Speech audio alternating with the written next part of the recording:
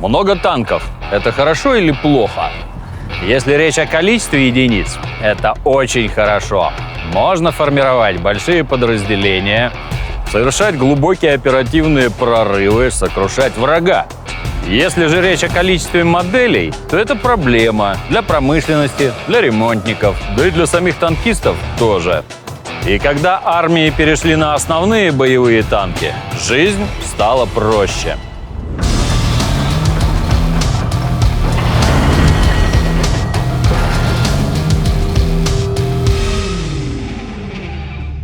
Мысль, что желательно иметь на вооружении как можно меньше моделей техники, не нова. В Российской империи еще до появления танков в 1915 году выработали стандарты для броневиков отечественного производства. Немцы в годы Второй мировой войны придумали программу Е – Entwicklung.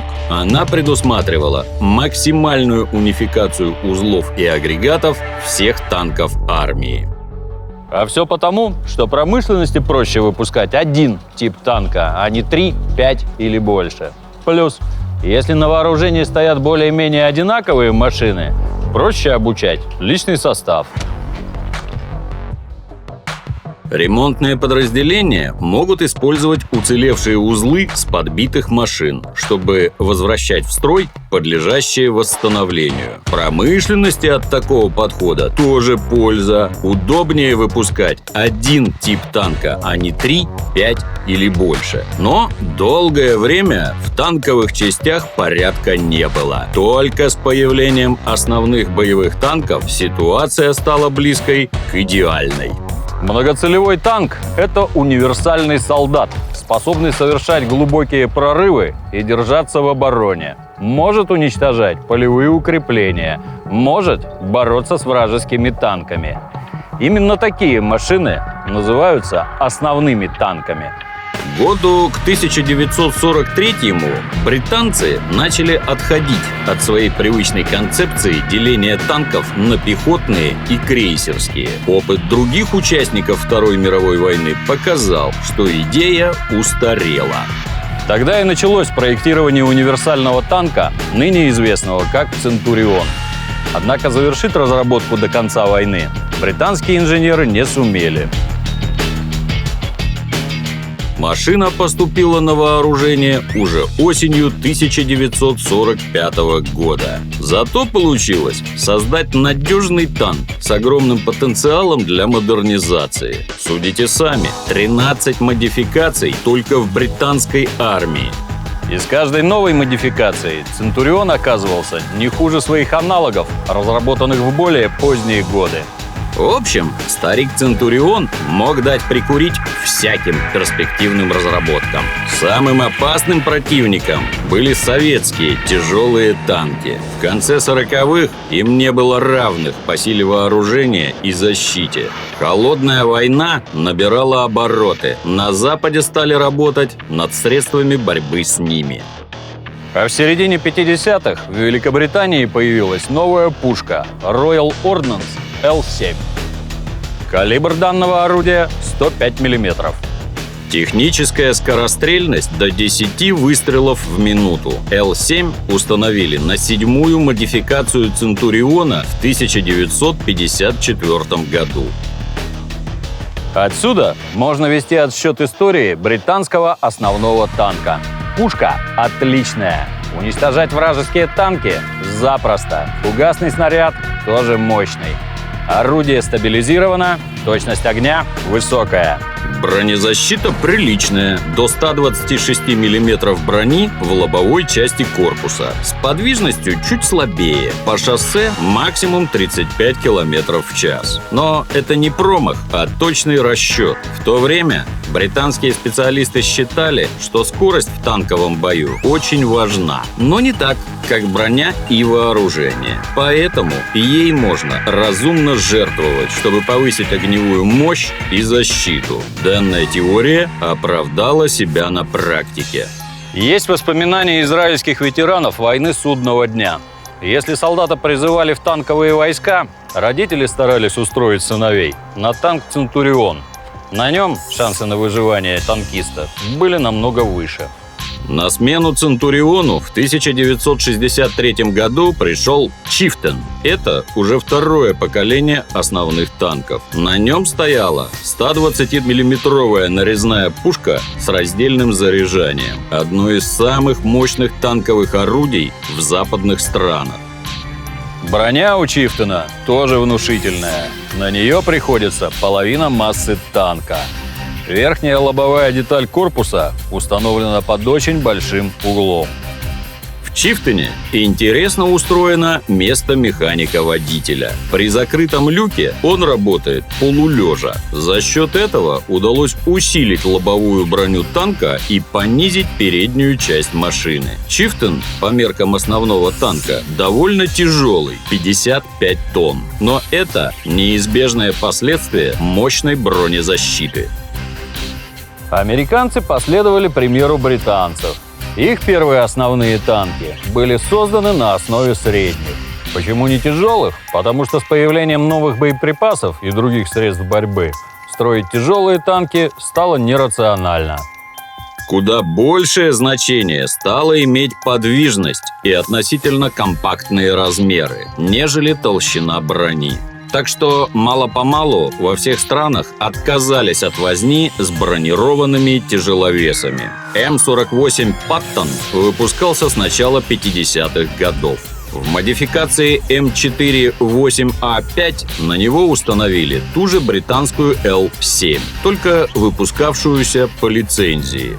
Те же 105 мм калибра, унитарное заряжание, начальная скорость подкалиберного снаряда 1508 метров в секунду. В Штатах ее назвали М68. В общем, на роль танка, переходного от среднего к основному, М48 вполне подходил. В 1959 году на основе «Паттона» был создан танк М60. В нем было множество инноваций. Широко применялись алюминиевые конструкции. Впервые после Второй мировой войны на американский танк был установлен дизельный двигатель. Ну и так далее. Всего около 50 серьезных изменений по сравнению с предшественниками. Так что, несмотря на усиленное бронирование, более тяжелый двигатель и вооружение, танк по массе ненамного обогнал 44-тонный «Паттон». На М60 устанавливали и средства защиты от оружия массового поражения. Специальная установка, которая фильтровала воздух от радиоактивной пыли, отравляющих веществ и бактериологического оружия. В башне был рентгенометр, который определял, заражен ли танк и местность вокруг радиацией. Все это добро не было лишним. Оружие массового поражения в послевоенный период стало одной из главных угроз для танка. На машину и экипаж может воздействовать целый ряд поражающих факторов. Самой опасной разновидностью оружия массового поражения является, конечно, ядерное. Посмотрим на его примере. От чего надо максимально защитить основной танк? Ударная волна. Для защиты от нее корпусу танка стараются придать максимальную прочность и жесткость. Приборы и агрегаты крепятся как можно надежнее. От светового излучения экипаж защищается электромеханическими заслонками на приборах наблюдения или оптикой, которая темнеет под воздействием яркого света. От радиоактивной пыли экипаж спасают фильтры. От проникающей радиации вставки специальных материалов между бронелистами, либо установленные в виде наружного или внутреннего покрытия. Советские танки после появления орудия Л-7 оказались в положении отстающих. Главным образом из-за того, что в начале 50-х годов аналогов этой пушки не было. 100-миллиметровое орудие среднего танка Т-54 и более позднего Т-55 проигрывало британской 105-миллиметровке. Однако именно Т-55 можно считать, если не первым советским основным танком, то уж точно переходным к нему. Прорыв состоялся с принятием на вооружение танка Т-62. Его считают средним, но по спектру решаемых задач он уже вполне вписывается в рамки понятия основного танка. Т-62 впервые в истории мирового серийного танкостроения был оснащен гладкоствольным орудием калибра 115 мм. Его оперенные подкалиберные снаряды имели начальную скорость в 1615 метров в секунду. Очень высокий показатель. Не обошлось без недостатков. Заряжание пришлось делать раздельным, что плохо сказалось на скорострельности. Всего 4 выстрела в минуту. Кроме того, поскольку досылатель орудия был полуавтоматическим, во время заряжания невозможно было осуществлять вращение башни. А в 1967 году появился Т-64. И это был уже настоящий основной танк. Он был вооружен той же самой 115-миллиметровой гладкоствольной пушкой. Но в конструкции теперь появился автомат заряжания. Заметим, что это была первая в мире механизированная боеукладка, созданная именно для арт-системы с раздельным заряжанием. Еще одно новшество мирового уровня на Т-64 – комбинированная броня. Благодаря ее использованию грозная английская Л-7 уже не могла гарантированно пробить советский танк с дистанции свыше 500 метров. А что было в Германии и во Франции? Танковые конструкторы этих двух стран надолго выпали из процесса. Чем все закончилось у них? Французы, оказавшись в числе победителей Второй мировой войны, получили много трофейной немецкой документации по танкостроению и начали быстро наверстывать упущенное. Они изобрели и были единственной страной, которая массово строила танки с качающейся башней. Серия АМХ-13, например, широко известна во всем мире. Однако к концу 50-х годов от качающихся башен все-таки начали понемногу отказываться.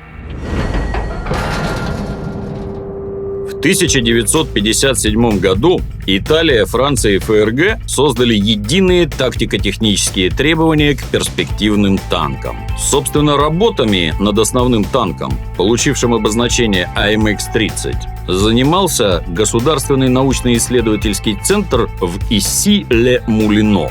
Выпуск машины начался в 1966 году. Ставка в работе была сделана на мобильность и огневую мощь. АМХ-30 был вооружен 105-миллиметровой пушкой французского производства. Орудие унитарного заряжания, автомата не было. Если надо, могло стрелять снарядами от уже не раз упоминавшейся британской Л-7. На первой модификации танка стабилизатора еще не было. Он появился позже. Система защиты от оружия массового поражения устанавливалась. АМХ-30 имел хорошую скорость – до 65 км в час по шоссе. Германия закончила войну с такими знаменитыми боевыми машинами, как Королевский Тигр, Пантера и Як-Тигр. Но после краха Третьего Рейха Германия также на десятилетие выпала из развития бронетанковой отрасли. Только в 1955 году, в связи с возросшей напряженностью между СССР и НАТО, ФРГ получила разрешение возродить свою армию и сразу же начала разработку танков на конкурсной основе. Среди фирм, которые работали над будущим «Леопардом-1», были такие монстры, как Porsche, Rheinmetall Borsig, Henschel. В 1962 году выбор заказчика пал на машину группы, в которой состояла компания Porsche. Впервые за долгие годы получилось так, что машину этой марки не отвергли военные. И снова в нашей истории появляется пушка Л-7. Точнее, ее лицензионный немецкий вариант. На самом деле, удивляться тут нечему. Орудие было действительно выдающимся для своего времени. И ничего удивительного, что оно стало своего рода стандартом для танков на вооружении стран НАТО. «Леопард-1» начал поступать в армию в 1963 году. Танк имел невысокий силуэт за счет компактной башни. Бронирование имел среднее, до 70 мм в лобовой части корпуса. Но мощный двигатель и относительно небольшая масса обеспечили «Леопарду» хорошую подвижность. По твердому грунту танк мог двигаться со скоростью до 65 км в час. Интересно, что гусеницы «Леопарда» штатно оснащались резиновыми накладками, которые не давали повредить асфальт. Яркое проявление знаменитой немецкой бережливости. Конструкция предусматривала установку для фильтрации воздуха, обеспечивавшую экипажу 24 часа нормальной жизнедеятельности в случае, если за бортом радиоактивная пыль или ядовитые газы. На первый взгляд, переход к основному танку напоминает не эволюцию, а деградацию. Было много разных танков, стало мало. На самом деле, это был настоящий качественный скачок. Аналогия, которая приходит на ум, выделение из среды млекопитающих нового вида – человека, ставшего впоследствии настоящим царем природы. И, как и в случае с человеком, это была именно эволюция, а не революция. Практически всегда для создания нового танка использовались стандартные наработки. Собственно, лишь один основной боевой танк выпадает из череды своих собратьев по классу. Это безбашенное, в прямом смысле, детище шведов СТРВ-103. Его проектирование началось в 1958 году фирмами Landsverk и Bofors. Главной задачей конструкторов было совместить в своей машине подвижность и огневую мощь, но при ограниченной массе.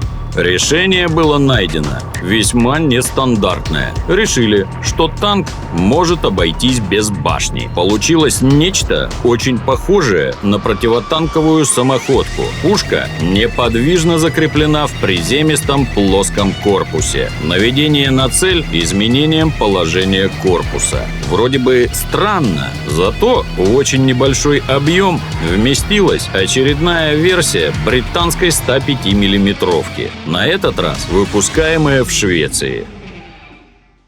Из всех вышеперечисленных основных танков СТРВ-103 наименее заметный, что неудивительно при высоте всего 190 сантиметров. Он первый в мире, в котором используется газотурбинный двигатель, пусть и в качестве вспомогательного. Благодаря гидромеханической трансмиссии машина может двигаться с одинаковой скоростью вперед и назад. Управлять машиной могут все члены экипажа. Но то, что построили шведы, это исключение. Как правило, все основные боевые танки строятся по схожим принципам и схемам и напоминают, если не братьев, то уж точно родственников. Таково генеральное направление эволюции танков сегодня.